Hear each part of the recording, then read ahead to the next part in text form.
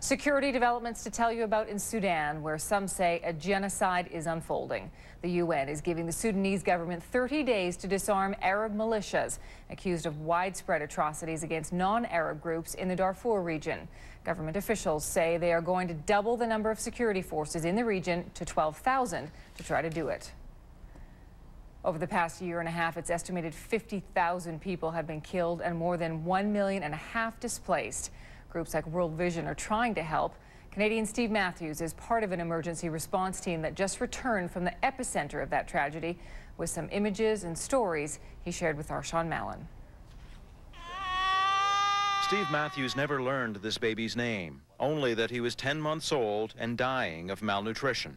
One of tens of thousands of people on the edge of a precipice in the Darfur region of Sudan. I can tell you right now that people are dying because there is not enough aid getting through.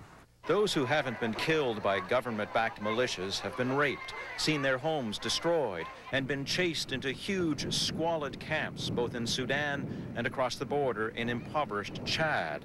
Matthews spent a month in Darfur gathering information to tell the world about the depths of a humanitarian disaster that is getting worse by the day. Rainy seasons, cutting off the roads. You can't get the stuff out to the camps. It has to be flown to the camps, which is much more expensive.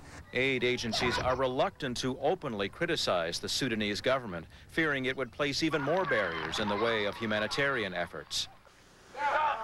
The genocide! But these human rights activists don't need to be so careful. For weeks, protesters have been picketing outside the Sudanese embassy in Washington, demanding that President Bush and the world call the Darfur situation genocide. Then he is obligated by law then to provide the resources to in fact feed the people, to in fact round up those responsible.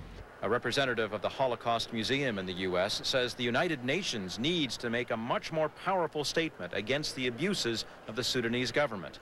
Needs to also threaten real consequences if things don't change. I'm afraid that the action is not strong enough, it's not quick enough, and the cost is going to be paid in lives. That baby boy we showed you was put on a therapeutic feeding program to try to save his life.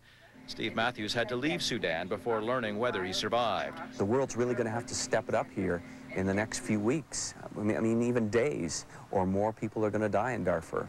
In London, Ontario, this is Global's Sean Mallon reporting. The possible corruption you don't know about and maybe never will.